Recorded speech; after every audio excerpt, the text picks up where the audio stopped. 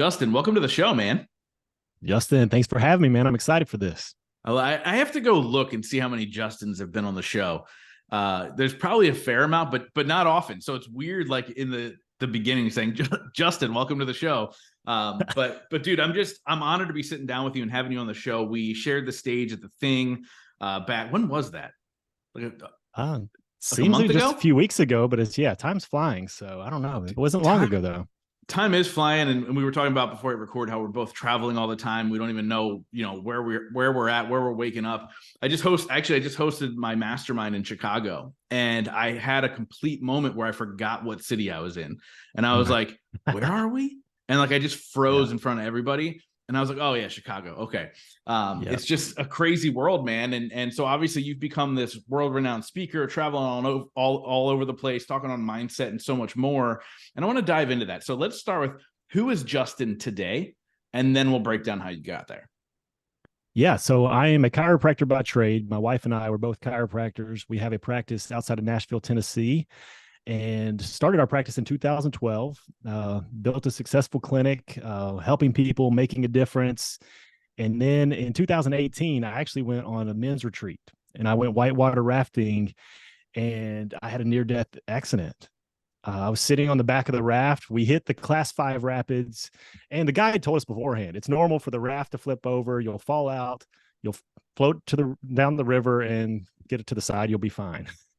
Well, it was different that day. I'm sitting on the back of the raft. The raft flipped backwards, and I got trapped under the rapid itself. Oh my And it gosh. started pushing me under.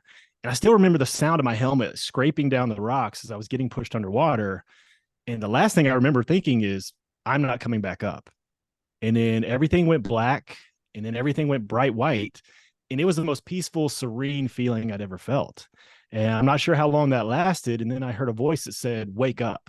And thankfully I did, because I came back to consciousness, and I was trapped underwater, wedged between two rocks.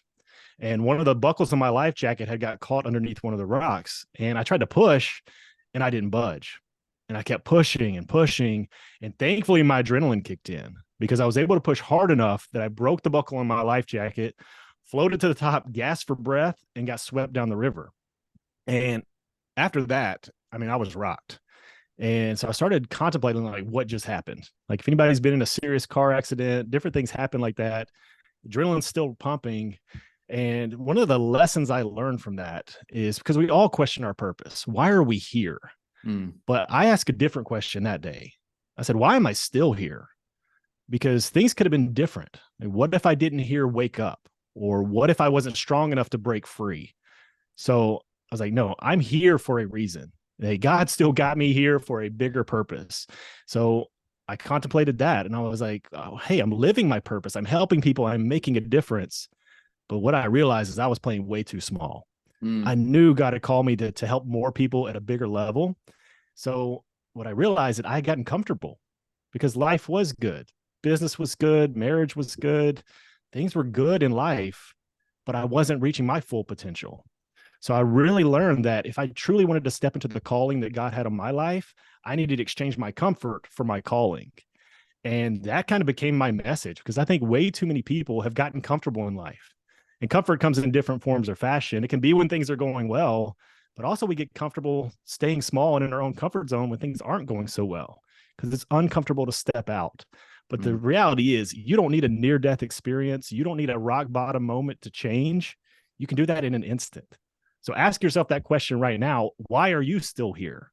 I mean, you're listening to this podcast today. You've got air in your lungs. Your heart is beating. You are here for a reason. Why are you still here? If you can wake up every single day knowing that answer, life is different. So dude, that's kind of the story of kind of what I'm doing today and where I got to. Unfortunately, it took a near-death accident to get me here, but it's been a lot of fun. It led to a lot of opportunities since then. Yeah, man. What a crazy story. Like, when you saw that bright white light, I want to go there for a moment. What do you feel in hindsight was happening at that time? Were you blacked out? Were you dead for a second? Like, where do you feel like you were in that moment? Yeah, and it's hard to explain. And I guess if I put it to words, it would be like nirvana, that zen, like what people say they want to get to meditating, or what monks try to get to. And because it was so peaceful, and it's like, I just want to stay there. Mm. And it wasn't like come towards the light. It wasn't like one of those you see on TV. It was just this bright white, just overwhelming presence. And I'm a believer. So I believe that the voice that I heard was God saying, hey, wake up. And thankfully for me, that did happen because I came back, like I said. But I think that was the moment where if I didn't hear that, things would have been over for me. Yeah. And I love how you talk about leaning into your calling, right? And understanding what is your purpose? What are you meant to do in this lifetime? And I think in a lot of the conversations I've had, and even pointing to my own life, like a lot of times it does take that rock bottom moment to wake you up or snap you out of your reality that you're living, to say, okay, hey, there is so much more. What's a way for somebody who maybe hasn't experienced that rock bottom moment, or, things have been easy, things have been handed to them, and they've kind of floated through life, and, they're living this life that they felt that they wanted, and they're just not happy. How can they snap out of it without hitting that rock bottom moment? Are there tips or tricks? Yeah. Right. Yeah. Because you're right. Most people don't change unless something happens. For me, it was a near-death accident. For some people, when you lose a loved one, you start to contemplate life and think about things. Or if you go through something difficult, maybe losing a relationship or different things in business and life. But the biggest thing is the awareness piece. Just look at your life right now. Are you happy with the results that are going on? If not, you can change those, because your outside world is a reflection of your inside world. So part of the thing is we just go through on autopilot every single day. The way we get up, we grab our phones first thing in the morning, we brush our teeth a certain way, we grab our coffee, we drive to work, whatever our routine is. 90% of our daily routines and the thoughts that we think are on autopilot, and they're the same every single day. So first is just giving ourselves the space to step back and think about our lives. Think about where we are and where we want to go. And when we do that, we can actually say, am I on path to where I truly want to be? Or do I want to do something different? And that's where we can consciously choose in the moment, without a near-death experience, without a rock bottom moment. We can decide to change once we become aware that we need to change. Yeah. And so obviously your awakening, so to say, really altered your whole entire career path, right? So no longer working in your chiropractic office. I'm sure that you still, because your wife is running it now, right? Yep. Wife's running the practice, got some other docs with her. That's awesome. So as you step into this new calling, what do you feel like the end game, right? At the end of your life, what do you feel like your purpose truly is here? Yeah, I really just want to make a difference in the lives of others. Like, that's for me, is to help them wake up to the fact that you don't have to settle. Like, more is available to you in life. And that's something I learned from Jim Rohn years ago, that if you want more, you've got to become more. And that's the reality. You can have more because you can become more. And that's kind of what I want to bring to people. And that's what I did. I stepped back after my near-death accident and said, hey, if I could do something that brings me joy and helps people, what would I do? And I looked at what I was passionate about. I loved mindset, personal development, leadership, sales, all the things that I'd studied for years. And I was like, I just want to give that to people. So I started putting out content. And at first I was like, I don't know if anybody's going to listen. Mm-hmm. And I'm sure you felt that before when you first get started at something. You're like, hey, I don't know if anybody's going to show up. And I started a Facebook group in the first of 2020, and 1,000 people joined in the first month. Wow. So I was like, okay, people are listening. We got something going here. And I just kept showing up. Every single week, I interviewed a new expert. I did expert interviews every single week, and people kept showing up, and they wanted more. So that led to me launching mastermind retreats, doing coaching, different speaking opportunities, all because I just kept showing up with that heart of service, that I just want to put out something that makes a difference in the lives of others. God, showing up is so important, man. Like, people don't realize that, like, sometimes showing up imperfectly and making mistakes and bumbling through, like, that's what creates success. Like, I always go, the reason I have the success now is because I failed so many times, right? I failed in the process. I failed with the messaging I was supposed to have. I failed in the beginning of the podcast. I failed in the beginning of public speaking. But it was just about continuing to show up, put in the reps, and keep doing it. So what are some things you do to continuously keep yourself in check and pushing towards your bigger goals? Yeah, I think the biggest reason people don't get what they want in life is the story they keep telling themselves of why they can't have it. So, and our brains are supercomputers. It's like Google. If you ask Google a question, it gives you the answer. So if you're constantly asking questions like, Why do I not have the success that I want? Why do I not have the money I want? Why can't I lose weight? If you ask all these questions, your brain will give you answers of why that can't happen for you.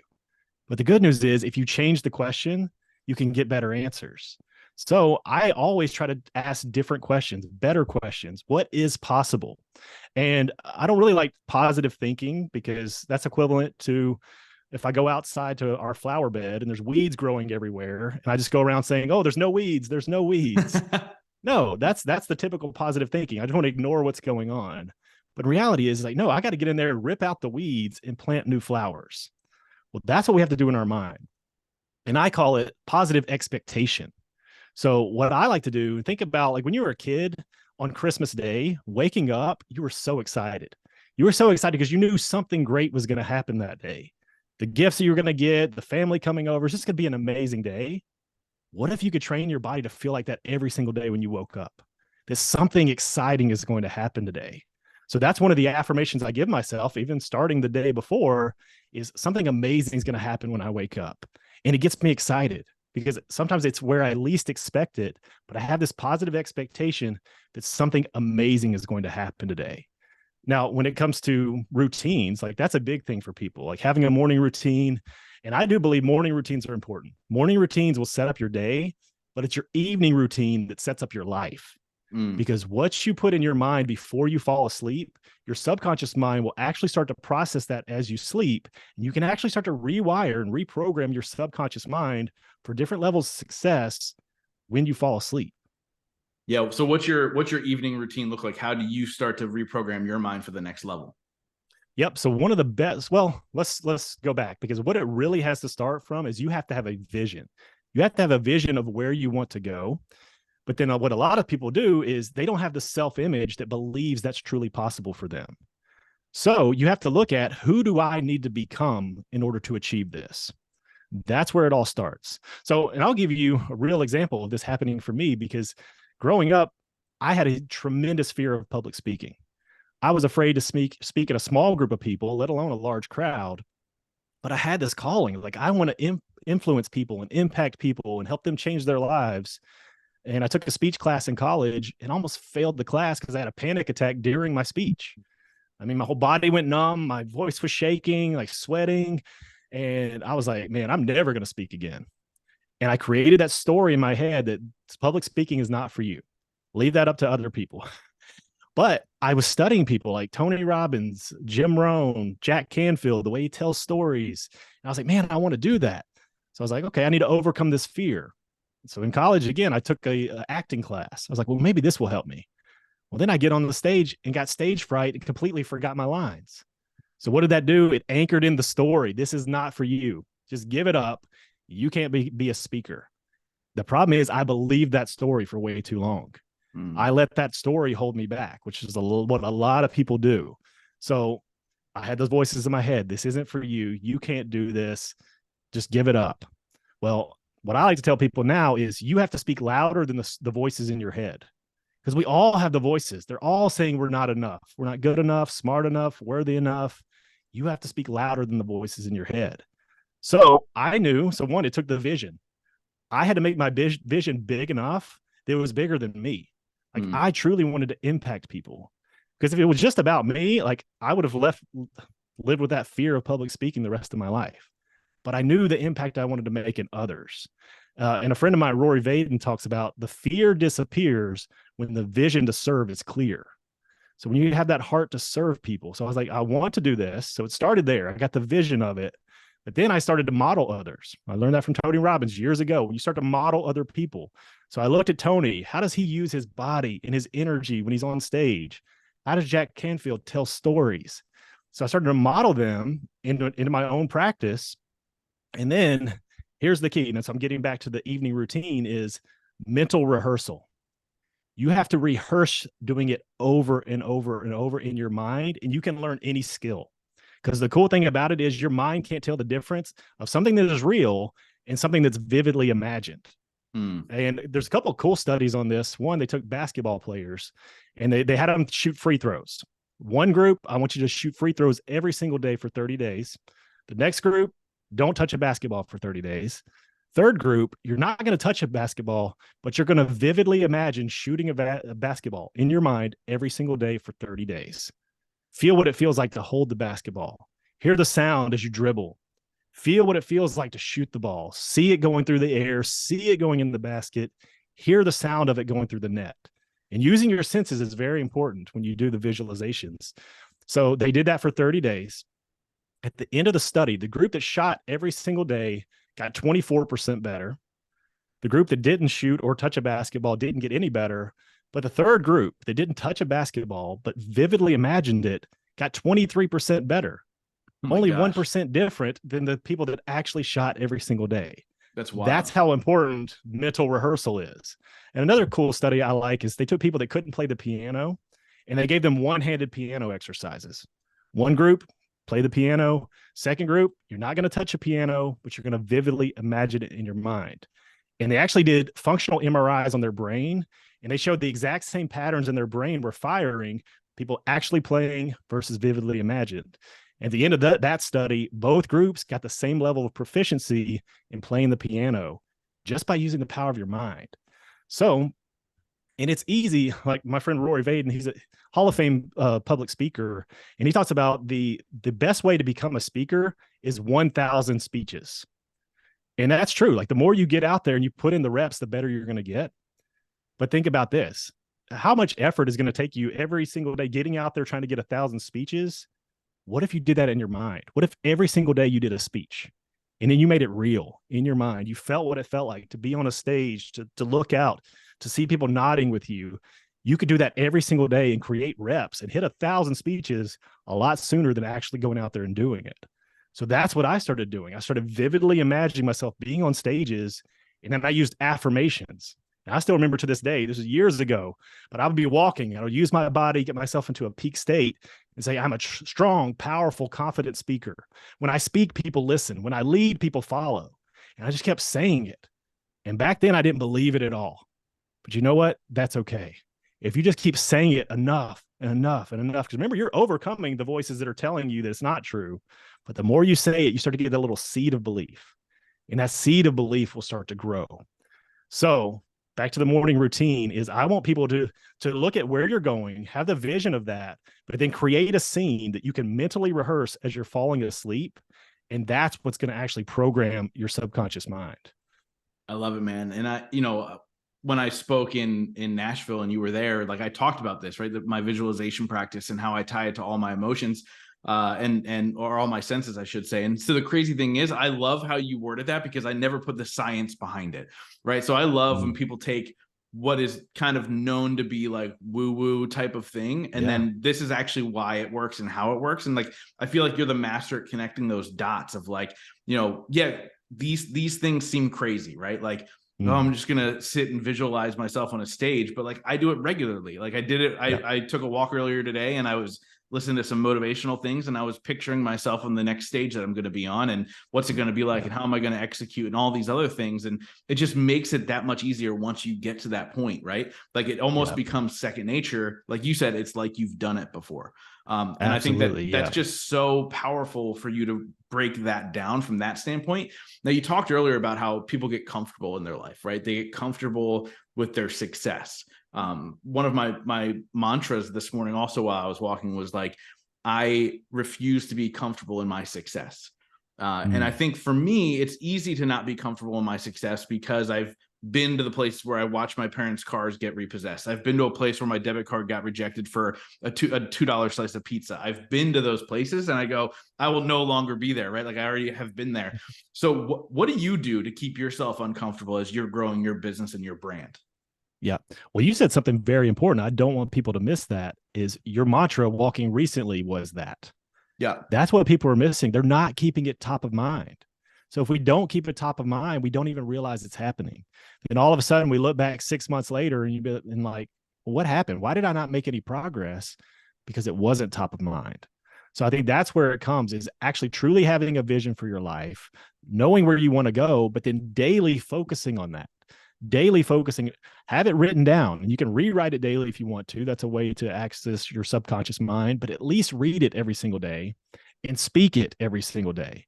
Because the more you start speaking it, the more it will actually come into existence.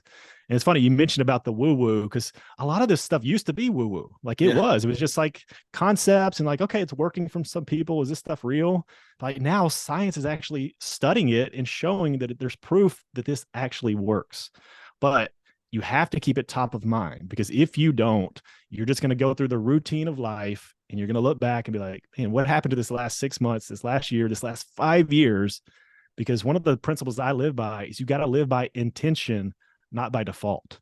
Mm. And we're not intentional with our days. We're not really showing up as the best version of ourselves because we're not intentional with it. And that you have to be intentional. And where you put your intention is where you put your attention. Your attention is your energy, and everything is energy. Mm. So true, man. So I want to ask you a question that I ask every single person on this podcast. It's a two-part question. The first part is, what is your definition of success? And the second part is, what are 3 things you do every single day to ensure that success for yourself?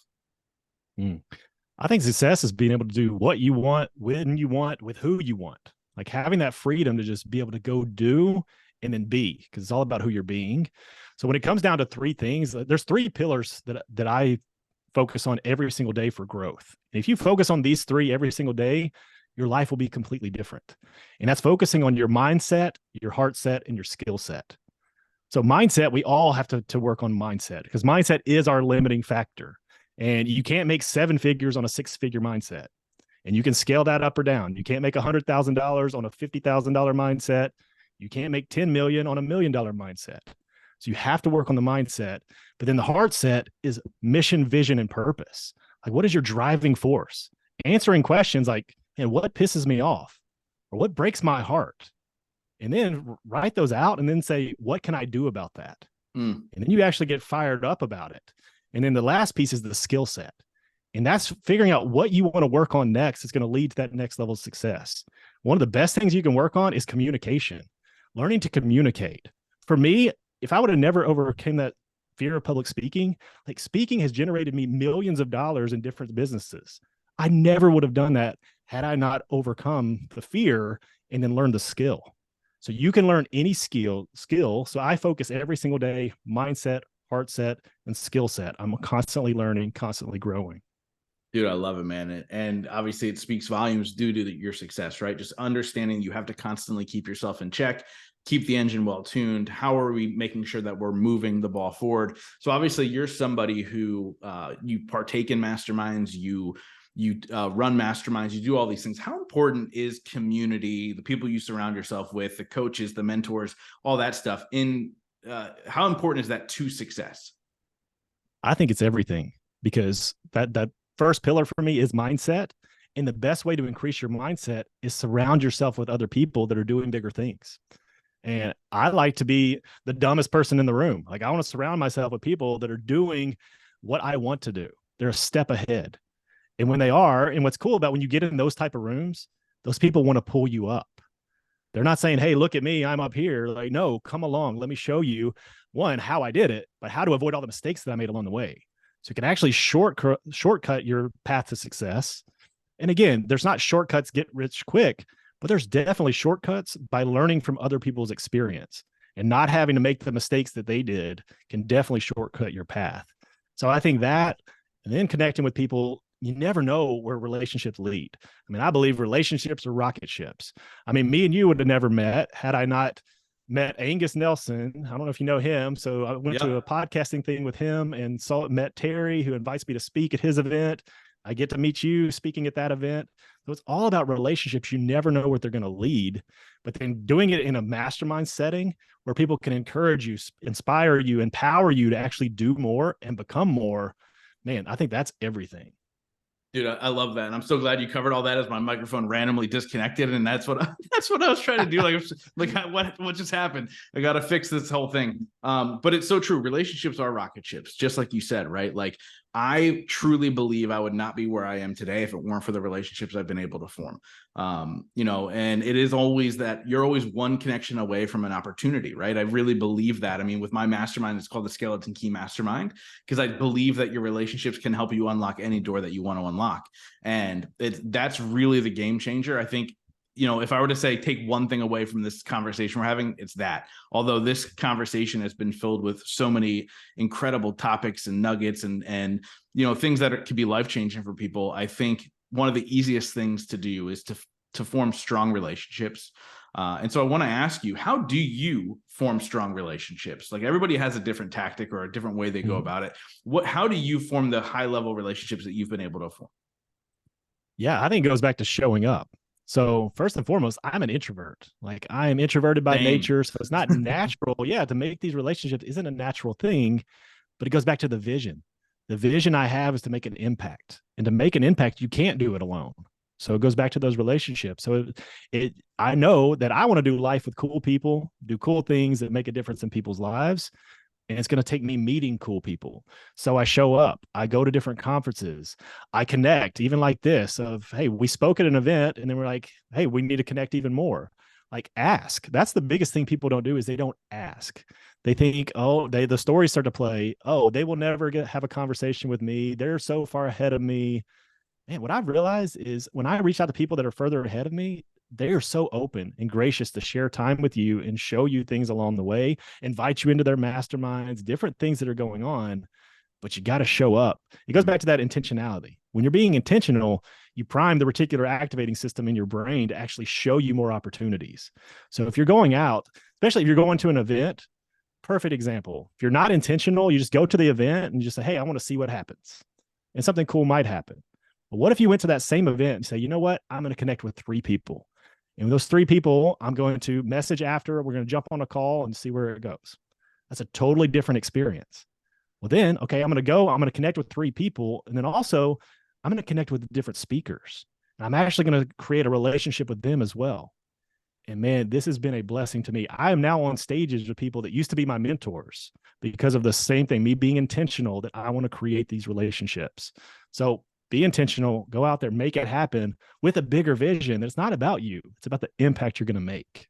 I love it, man. So I want to ask you this question. I used to ask this question on every single episode back in the day, and it kind of retired, and slowly I'm trickling it back into some conversations because I think it's a fascinating question. And so that question is, at the end of your life, everything you've done has disappeared from the world. So no more podcasts, no more anything that you've put out there, right? At the final day, what's the one sentence, if you could only be remembered for one sentence, that you want to be remembered for? And I think this is a powerful question, because this is one that came to me after my near-death accident was, is this the legacy I want to leave? And the answer was no. So for people listening, is this the legacy you want to leave? What you've left up, if it all ended today, is this the legacy you want to leave? So the answer was no. So I pondered this question. And for me, I want to be known that he made a difference. That's it, that he made a difference, and that I had made an impact in people's lives. I love it. I love it, man. So I wrap up every single interview with the same question. But before we get there, let's get to the good stuff. How do people get a hold of you? How do they follow you? What's all that? Yeah. So mindshiftlinks.com. So if you just go to that, I got a lot of free resources. I've actually got my baseball technique as a free resource that actually is a thing that you can do before you fall asleep to prime your subconscious mind, like we talked about. So definitely check that out, or just follow me on Instagram. I'd love to connect with you there. I'm hanging out on Instagram all the time at Dr. Justin Moseley. And yeah, would love to connect. And speaking of that, message me, message Justin. Like, when you hear something that speaks to you, let us know. That's why we do this, because we want to know, hey, we're impacting people. So definitely shoot us a message and let us know what you liked and what you heard. Yeah, dude, it's amazing in the podcast space how these episodes go out, and then you guys are listening, reach out, let us know. We love hearing it. People, again, but it goes back to what you were saying before. Like, people think like, oh, well, he's so far ahead, like, why would he reply? Right. I have times where people, like, they'll follow me and I send them a voice memo and I say, hey, just wanted to thank you for the follow. Appreciate it. It means the world to me. If I can ever add value, let me know. It's just a quick voice note. Yeah. And they're like, oh my gosh, I can't believe it's actually you. I'm like, what? I'm like, who do you think I am? Like, to shift that mindset, right? When you're walking into rooms with powerful people, with people who've quote unquote done it or done the things that you've wanted to do, shift that mindset to understand that they want to help, they want to add value. Reach out. Don't be afraid to do so, because that's what's going to change the game for you. Like I said, I wrap up every single interview with the same questions. The show is called The Growth Now Movement. That question is, in your life, what has been your biggest moment of growth? Mm. So I guess it wouldn't be one moment, but it's me overcoming the fear of public speaking, because it took me from I believed the story I could never do it to now I got to speak on the TEDx stage, which was a bucket list thing for me. So being overcoming that fear and not letting it stop me has been my biggest moment of growth. I love it, man. Justin, thank you so much for coming on the show and sharing your story and your wisdom with the audience, and continue to do it on a daily basis, man. You're truly making a difference in the world, and I appreciate that. So thank you. Well, thank you for having me, man. This is a lot of fun.